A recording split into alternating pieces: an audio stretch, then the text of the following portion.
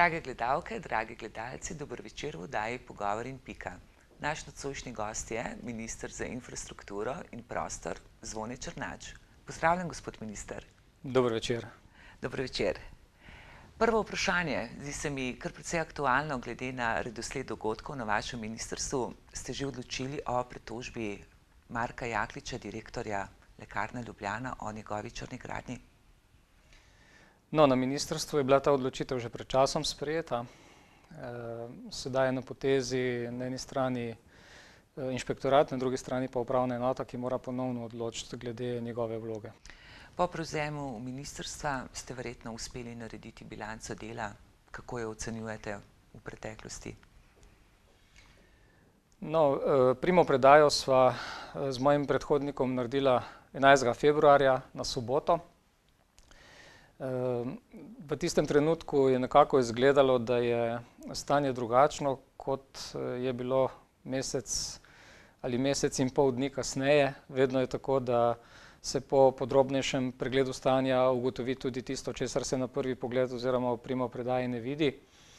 No, tisto, kar je bilo največje, bom rekel, na nek način negativno presenečenje, je bila stopnja pripravljenosti posameznih projektov na infrastrukturnem področju, predvsem na železniškem infrastrukturnem področju. Negativno zaradi tega, ker je ugotovitev, da večina projektov ni pripravljena do take stopnje, da bi lahko te investicije v okviru te finančne perspektive normalno izvajali. Po pregledu je bilo ugotovljeno, da je bilo iz finančne perspektive 2007 do 2013 na tem področju kohezijskih sredstev, ki so namenjene prometni infrastrukturi, kjer je največji del namenjen železniški infrastrukturi, počrpanih manj kot 10% razpoložljivih sredstev. In druga taka neprijetna ugotovitev je bila ta, da bo potrebno, ne glede na to, da smo že v časovnem zaostanku, določene projekte spremeniti, če želimo ta sredstva uspešno počrpati. V nekaterih primerih pa tudi nameniti ta sredstva za druga področja. Tako da, če povem na enem konkretnem primeru, ki sem ga že nekajkrat omenil, ko sem prevzemal te posle, sem vprašal mojega predhodnika, kateri pa je projekt, ki ga lahko ministrstvo začne naslednji dan. In bilo mi je rečeno, glej, to je pa drugi tir, nova proga Divača-Koper, to je projekt, ki ga lahko začnete v roku meseca dni izvajati. No, kasneje se je ugotovilo relativno hitro, ne kasneje, da temu seveda ni tako, da žal nimamo niti gradbenega dovoljenja na tem projektu, niti okoljevarstvenega soglasja, ni bila še narejena okoljevarstvena presoja, kjer je svoj interes izpostavila Republika Italija, in ni odkupljenih še približno 15% zemljišč, kar pomeni, da bomo lahko s tem projektom v najboljšem primeru začeli v letu 2013. Kako pa kaže z posodabljanjem slovenskih železnic? No, na tej isti trasi poteka projekt posodobitve te železniške proge Divača-Koper, ki je seveda zelo pomemben za interese Luke Koper. Mi bomo te aktivnosti, kjer je bilo tudi nekaj zapletov v prihodnjem obdobju, pospešili, tako da ne bi bila ta proga posodobljena do leta 2015 in s tem nekako omogočene normalne infrastrukturne potrebe za Luko Koper do leta 2020. Ste že najdeli izvajalca za novi pomol v Luki Koper? Tretji pomol in razširitev preostalih dveh so infrastrukturni projekti, ki so ocenjeni nekje na rang okrog 500 milijonov evrov. Ocena je, da Luka Koper verjetno tako obsežnega investicijskega zalogaja v relativno kratkem času ni sposobna izvesti. Zaradi tega so že v Luki sami stekla prizadevanja za povezovanje s strateškim partnerjem. Interes je zelo velik, moram povedati, tako da se ne bojimo, da ne bi vzpostavili ustreznega razmerja, pri čemer bo zelo pomembno, da vzpostavimo odnos v okviru tega javno-zasebnega partnerstva s partnerjem, ki bo tudi poskrbel za dolgoročno povečanje prometa v Luki Koper, predvsem v tistem delu, kjer gre za čiste pretovore in ki tudi zneskovno oziroma stroškovno pomeni največji učinek za prihodke tega pristanišča. V jesenskem obdobju pa se bodo začela dela na poglobitvi uplovnega kanala, ki ne bi bila zaključena do sredine prihodnjega leta, kar nam bo v tem prehodnem obdobju omogočilo vplutje tudi večjih ladij, ki se sedaj temu pristanišču izogibajo. Je to prednost zdaj za Slovence ali prednost za Hrvate, ki jim Kitajci delajo, obnavljajo pristanišče tako kot železnico? Zaenkrat Kitajci na Hrvaškem, kolikor sem seznanjen, nič ne počno. Velikokrat preteče kar nekaj časa od besed do dejanj, tako da se bojim, da bo nekaj podobnega tudi v tem primeru. Tudi na našem ministrstvu bi radi čim manj govorili in čim več naredili v prihodnje. Pri teh velikih projektih je potrebno imeti stvari pripravljene do točke, ko jih je mogoče začeti izvajati. In potem mislim, da je primeren čas, da se ti strateški pogovori tudi zaključijo. Drugače se po nepotrebnem prehitro sprožijo prevelika pričakovanja, ki niso dobra. Na vsak način bomo storili vse, da tisto zamudo, ki je bila pridelana v preteklih letih, nadoknadimo, ker je zdaj Slovenija na točki, ko mora pospešiti modernizacijo 5. železniškega koridorja, pa tudi 10. V nasprotnem primeru je velika verjetnost, da nas bo velika večina blagovnih tokov obšla. Je kakšna možnost, da zopet v pregovore vstopijo Nemci? No, vsak partner, ki vidi v povezavi z našimi podjetji svoj interes in pomeni neko dodano vrednost, je seveda dobrodošel. Tako da v tem smislu je mogoče izraziti neko obžalovanje, da se ti pogovori, ki so bili začeti z nemškimi železnicami v obdobju 2006 oziroma 2007, niso na ustrezen način nadaljevali v preteklih 3 letih, da se je ta zgodba zaključila na nek nesrečen način. Zdaj smo pa na točki, ko s takim ali drugačnim povezovanjem zaradi naše prihodnosti seveda ni mogoče več odlašati, ne kar se tiče naše infrastrukture, ne kar se tiče prihodnosti slovenskih železnic. Pokrivate področja, ki so ključna za razvoj gospodarstva, ali vam bo uspelo? No, največji del in največje breme odgovornosti je na tistem delu, ki ni povezan z velikimi finančnimi sredstvi. Vi veste, da se je Slovenija v zadnjih letih nekako znašla v eni čudni pajčevini ujetosti v razne birokratske in drugačne postopke, da je na področju umeščanja objektov v prostor, prostorskega načrtovanja in tudi izdajanja posameznih upravnih dovoljenj situacija slaba. Mi smo zdaj na točki, ko posamezne državne prostorske načrte, ki pomenijo umestitev nekih večjih infrastrukturnih objektov v prostor, nismo sposobni sprejeti ne v 2, ne v 3 letih, tudi ne v 5, ampak v 7 ali 10, kar je popolnoma nesprejemljivo. Ta svet se pospešeno vrti in vkolikor tega ne bomo v letošnjem letu presekali, se bo odvrtel mimo nas dalje. Tako da to je ključna naloga. Mi smo se jo s sodelavci lotili. Moram reči, da je mnogo zahtevnejša, kot sem jaz na prvi pogled mislil, da bo.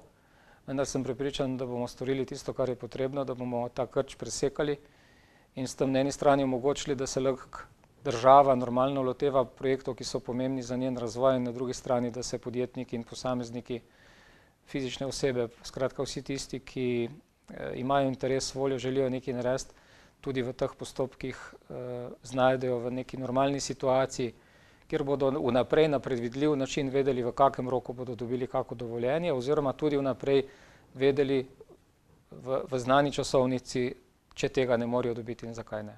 Kaj pa občani? Kako boste zagotovili, da bodo vloge občanov v teh zakonitih, zakonsko predvidenih rokih potem tudi izpeljani?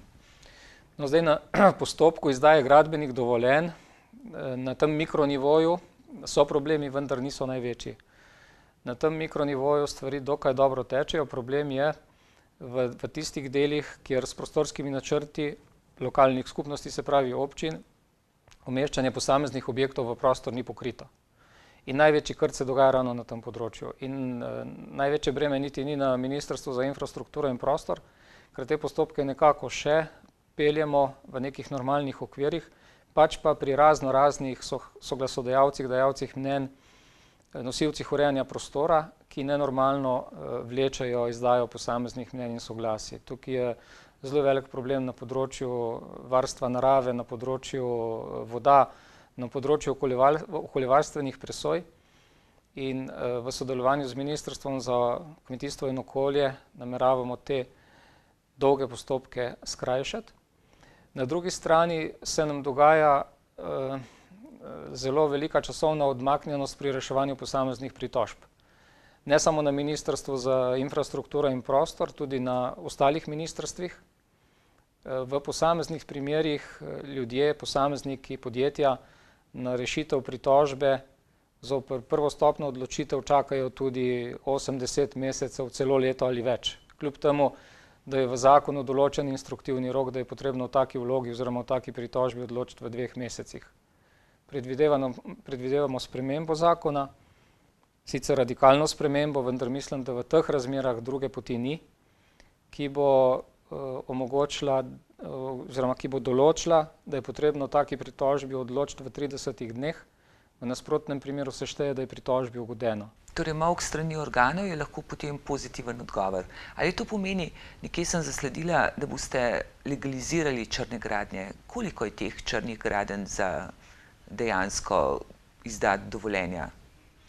Jaz mislim, da bomo pravo številko izvedeli šele takrat, ko bomo to določbo uveljavili. Nujno moramo to storiti, zaradi tega, ker je naloga gradbene inšpekcije po moji oceni povsem druga, kot jo počnete trenutno.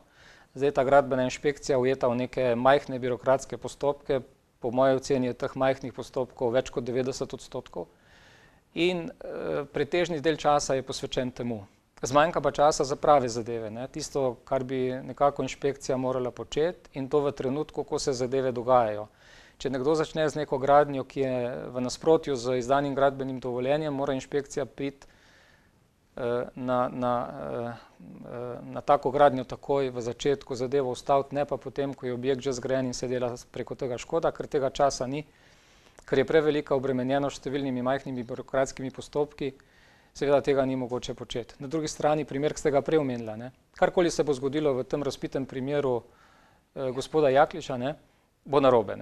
Če se bo ta objekt porušil, bomo poslušali z njegove strani, da se je to naredilo zaradi tega konkretnega imena in priimka, zaradi političnega ozadja in tako naprej. Če ne bomo naredili nič, če bomo ugotovili, da je imel mogoče v celoti ali pa deloma prav, se jaz vprašam, kaj so potem te službe 7 let počele, da so ta problem zastavljali na tak način. Gotovo je potem odgovornost predvsem tistih, ki so te postopke vodili. Skratka, primer, ki ni dober za nobenega in se ne more odvijati 7 let. V primeru, da se je ugotovilo, da nekaj ni v redu, da je nekaj v nasprotju z veljavno zakonodajo, potem morajo biti postopki zaključeni najkasneje v letu dni, na tak ali drugačen način.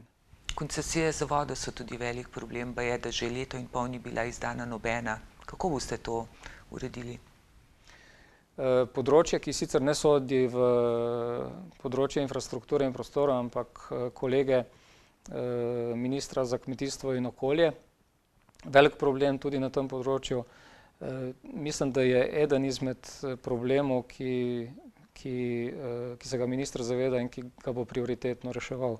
Tako kot imamo mi recimo podoben problem na področju izkoriščanja mineralnih surovin, to so številni kamnolomi, peskokopi in tako naprej, kjer je bil zakon o rudarstvu spremenjen v letu 2010 in praktično leto dni se ni zgodilo nič. Mislim, da nobeden od teh, ki so jim potekle koncesijske pogodbe 10 let, ni dobil tega podaljšanja. Skratka, nek problem, ki povzroča gospodarsko škodo na eni strani, na drugi strani pa tudi pomeni zmanjšan priliv v državni proračun. To so, rekel, vse tiste aktivnosti, ki jih moramo v najkrajšem času v letošnjem letu odpraviti, posanirati, zaradi tega, da lahko potem v prihodnjem in naslednjih letih opravimo vse druge strateške zadeve. Kako je z tretjo razvojno osjo? Kdaj bo pripravljena tudi za ta projekt vsa ta dokumentacija? Tretja razvojna os je eden izmed tistih DPN-jev, državnih prostorskih načrtov, ki ima že zelo dolgo brado, o katerih sem prej govoril. Začet je bil v letu 2005 oziroma 2006, sestavljen nekako iz 3 odsekov, severnega, južnega in osrednjega dela. tudi ti odseki v severnem in južnem delu so razdeljeni na posamezne etape. In časovnica, ki nam je bila pred kratkim s strani izdelovalcev predstavljena, govori, da bomo v nekaterih primerih doživeli zaključek tega umeščanja šele do leta nekje 2015, v severnem in južnem delu pa v približno 2/3 v letošnjem oziroma v naslednjem letu. Tako da časovnica, ne, v tem letu morajo biti ti DPN-ji zaključeni. Tako v tem delu od avtoceste do Velenja, kot v južnem delu na prvem odseku. Pravzaprav vas moram vprašati, kako ste zadovoljni z delom Darsa? Zdaj, če bi jaz dal neko oceno, ne, bi bil takoj kritiziran, da to ni moje področje, češ da je to pač področje dela nadzornikov oziroma nadzornega sveta. Jaz osebno menim, da temu ni tako. Dars je družba, ki je v 100% lasti države. Resorni minister je na nek način soodgovoren za to, kaj ta družba počne in na kak način to počne. In mislim, da je nedostojno in nesprejemljivo in ne bi se zgodilo verjetno v nobeni drugi državi, da če minister, ki je pristojen za področje prometa, odredi, da je potrebno neke moteče cestninske ovire odstraniti, da se na eni strani to ne zgodi tako, kot je bilo odrejeno, in da se na drugi strani uprava te družbe dobesedno dela norca ne samo iz ministra, ampak iz celotne države, predvsem pa norca iz ljudi, ki vsakodnevno, nekateri tudi večkrat, te ceste uporabljajo in ki te cestne ovire predstavljajo neko motnjo v pretočnosti prometa. Na drugi strani je tudi nedostojno, da se povzročajo stroški, ki niso potrebni. Ta družba ima zelo močno PR službo, ima zelo močno pravno službo in kljub temu se naročajo številne storitve pri zunanjih izvajalcih za ne majhne vrednosti. Recimo ta PR storitev, ki je bila na eni strani tudi popolnoma nepotrebna glede teh mitnic, ne bi stala 20.000 evrov skoraj. Da ne govorimo o drugih izjemno visokih stroških, ki pomenijo nepotreben odliv. Na drugi strani pa zmanjšujejo finančno sposobnost Darsa na tistih področjih, kjer bi bilo nujno potrebno peljati aktivnosti za umeščanje novih odsekov v prostor. Tako da sem prepričan, da ima Dars velik potencial, da ima tudi izjemno usposobljene zaposlene, tako na najnižjem kot na najvišjem nivoju, in da potrebuje vodenje, ki bo dejansko delovalo v interesu modernizacije obstoječega avtocestnega omrežja in njegove nadgradnje v prihodnje. Kdaj boste začeli umikati cestninske postaje? No, to je, tako kot sem povedal, ne, trenutno odvisno od volje uprave Darsa. Zdaj te volje, kot vidite, trenutno ni. Vkolikor bi bilo to odvisno od moje volje, potem bi te moteči otoki na tej cestninski postaji Log bili že odstranjeni in v tem obdobju bi se postopno odstranjevali tudi vsi ostali, ki so moteči. Dokončno pa bi seveda bile te cestninske postaje odstranjene v trenutku, ko bo prišlo do uvedbe elektronskega cestninjenja za vozila nad 3500 kg v prostem prometnem toku, kjer načrtujemo prevzem iniciative, tako da bomo vladi predlagali, da ministrstvo pooblasti za izvedbo teh postopkov s ciljem, da se ta projekt izpelje do konca leta 2014 in to na tak način, da ne bo v enkratnem znesku finančno obremenil Darsa oziroma davkoplačevalcev. Dars je prejel tudi negativno mnenje Računskega sodišča. Boste terjali odgovornost uprave? Boste sprožili postopke? To negativno mnenje je že stara zadeva. Glede tega negativnega mnenja so se nadzorniki o odgovornosti uprave še v času, ko je vodil gospod Medved, pogovarjali v preteklem letu.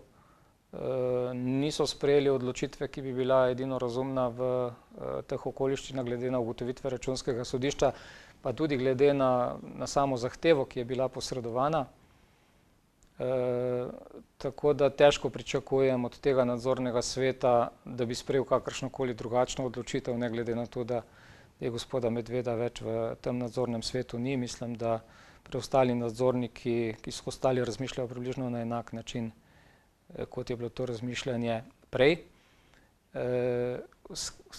Gre pa za osebna razmišljanja, ne, ki nimajo nobene zveze za politiko države, vlade ali pa ministrstva na tem področju. Ne. In tukaj se moram tudi jaz vprašati, ne, kakšna je vloga nadzornikov in katera stališča naj zastopajo. Jaz ne vem, čigava stališča zdaj zastopajo nadzorniki v Darsu naših, ne, ministrstva za infrastrukturo in prostor in vlade trenutno ne, se pravi zastopajo svoje lastne, to pa ni naloga nadzornikov.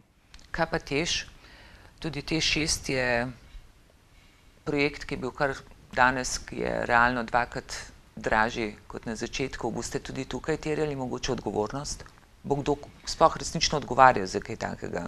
No, glede odgovornosti smo te stvari že storili tudi že večkrat, tudi na AUKN posredovali naše ugotovitve. Jaz sem imenoval 15. marca posebno strokovno skupino, ki je temeljito pregledala celotno dokumentacijo in poročilo zaključila konec aprila. Zdaj iz tega poročila izhaja to, kar je v javnosti že znano in ni neka velika znanost, ampak tisto, kar se mi zdi bistveno v teh ugotovitvah, je velik riziko, ki ga ta projekt prinaša, predvsem zaradi tega, ker so še vedno nejasni posamezni finančni elementi te investicije. Kljub temu, da smo mi zahtevali, da se vse te vrednosti zrevidirajo, da se ta vrednost iz tega investicijskega programa 4 približa temu iz 3, kar pomeni, da bi se morala investicija poceniti za okrog 100 milijonov evrov. Ne. Kljub temu, da smo postavili določene pogoje pri izdaji pozitivnega mnenja na zakon, ki ga je vložil poslanec gospod Meh, je stanje sedaj tako, da v tem trenutku ne vemo niti točne vrednosti montaže te opreme. In govorimo o tem, da bo stala montaža od 100 do 200 milijonov evrov. To je nedopustno in nesprejemljivo. Se lahko na kratko, prosim, dotakneva še plinovoda Južni tok? Se kaj ve, kdaj se bo začel graditi? Zdaj, Južni tok je eden izmed tistih projektov, ki pomeni neko strateško priložnost za Slovenijo v prihodnjem obdobju in na drugi strani tudi pomeni nek investicijski potencial v višini približno milijarde evrov, ki se bo dogajal na tem področju. Partnerja, ki sta udeležena v tem projektu, naj bi pri tem sodelovala približno vsak z polovičnim zneskom. Aktivnosti na tem področju potekajo pospešeno, tudi glede umeščanja posameznih tras v prostor. Je pa začetek, potek in končna dinamika projekta v največji meri odvisna od ruskega partnerja. Na zadnjih pogovorih je bil izražen interes, da se ti postopki pospešijo in tudi izražena ambicija, da se prva dela začnejo že v letošnjem letu. Kako preživljate prosti čas, gospod minister? Ja, zdaj v zadnjem obdobju ga ne preživljam, ker ga je bolj malo. Pogrešate poslanske klopi? Jaz moram reči, da se nekako poskušam vživeti v vsako vlogo, vsako poslanstvo. Je pa res, da so ti čevlji, v katere sem vstopil, bistveno bolj zahtevni, kot so poslanski in tudi bistveno manj udobni. Sodelujete z bivšimi kolegi iz poslanskih klopi? Velikokrat. Če je le možnost, se srečamo vsaj enkrat na teden. Je pa tudi kar nekaj priložnosti, še posebej glede na aktivnosti, ki se dogajajo v zadnjem času. Tako da je ta stik s parlamentom stalen in tudi mislim, da je prav, da je tako. Se vozite vsak dan iz Ljubljane v Postojno, tam, kjer ste doma? Vsak dan se vozim, da. Katero glasbo imate v avtu? Kaj poslušate pravzaprav? V glavnem preklopam na eno izmed radijskih postaj. Ste oče 3 otrok, če se ne motim, osnovnošolcev? Ja, ta starejši gre že proti koncu srednje šole. Bo študiral, gre naprej? Zdaj v 3. letniku, prihodnje leto zaključuje. Upam, da bo imel kakšno ambicijo, da še kaj nadaljuje s študijem. Bo pravnik, kot ste vi, po poklicu? To pa gotovo ne. Ne? To pa gotovo ne, ker se je usmeril v strojništvo in verjetno bo po tej poti tudi nadaljeval. Kdo je vaš najboljši prijatelj? Pravzaprav, kdo iz stranke SDS je vaš najboljši prijatelj? Glejte, kar se prijateljstva tiče, je zdaj tukaj tista obrabljena fraza že zelo stara, ne, da pravega resničnega prijatelja spoznaš takrat, ko te noben ne pozna in ko si na tleh in ko nihče ne ve zate. In nekaj resnice dejansko je na tem. Jaz moram reči, da pa gojim zelo dobre odnose z številnimi bivšimi kolegi, sedanjimi kolegi, s številnimi kolegi v stranki in izven nje in tudi zelo dobre odnose z kolegi iz drugih strank, tam seveda, kjer ta komunikacija poteka na neki profesionalni ravni, tako da nimam glede tega nobenih težav. In poskušam tam, kjer se od mene pričakuje določena gesta, ta pričakovanja tudi izpolniti, kolikor je le v moji moči. Kako in kje boste letos preživeli dopust? Še ne vem. Kje ga ponavadi? Še ne vem, tudi ne vem, koliko ga bo. Ponavadi ga preživimo z družino v avtodomu. Zdaj smo zadnjih 5 let vsako leto najeli avtodom in nekako se nas je ta način preživljanja dopusta prijel. Vsako leto spoznamo nekaj novih krajev in verjetno bomo kaj podobnega storili tudi letos. Kje ste vse bili z avtodomom? Že kar nekaj lokacij smo obiskali.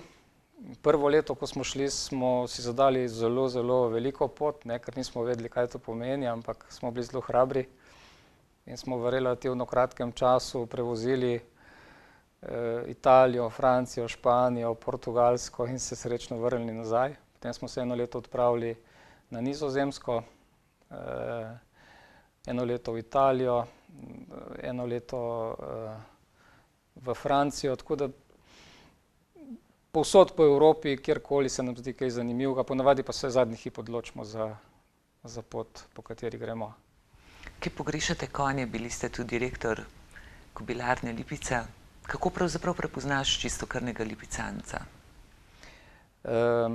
Že kar nekaj časa je od tega. Moram povedati, da jaz nisem velik strokovnjak za konje, tudi zaradi tega, ker sem pravnik po izobrazbi, kot ste rekla. Tudi ko sem bil v Lipici, sem upravljal ta poslovni del vodenja kobilarne, strokovni del pa je vodil, takrat je bil strokovni vodja magister Rus. In mislim, da sva imela te stvari dokaj dobro razdeljene. No, edino na eni točki sva se takrat nekako v narekovaju na strokovni ravni razšla in sicer na točki, ko je bilo govora o tem, ali ne ima Lipica v okviru ožjega območja čim več konjev ali samo tisto najboljše, tisto, kar je potencial za naprej. In nekako pol z leti se je pokazalo, da je bila usmeritev laika, ne strokovnjaka, se pravi mene, pravilna in da ta koncept, ki se je začel potem uveljavljati, da tisto, kar ni pomembno in kar ni najboljši potencial, da negujejo rejci izven Lipice, da je prava pot. Tudi tako so počeli v času Avstro-Ogrske, ko je imela Lipica različne manjše kobilarne naokrog, na Bilah, na Prestranku, na Škulah. Tako da to je bila edina točka, kjer sem se jaz recimo spustil na to področje konjereje, drugače sem pa v glavnem skrbel za ta finančno-poslovni vidik. Kdaj ste bili nazadnje v Trstu? Ste iz Postojne doma še hodili? Mislim, se še gre iz Primorske v Trstu šoping po fasungu, tako kot smo včasih nekdaj hodili? V šoping ne več, gre pa se na kakšen izlet. Minister, najlepša hvala za tale pogovor. Tudi vam, dragi gledalci in drage gledalke, zaenkrat bi bilo to vse v naši oddaji Pogovor in pika. Vidimo se zopet prihodnji ponedeljek ob 21. Gledajte nas in nasvidenje.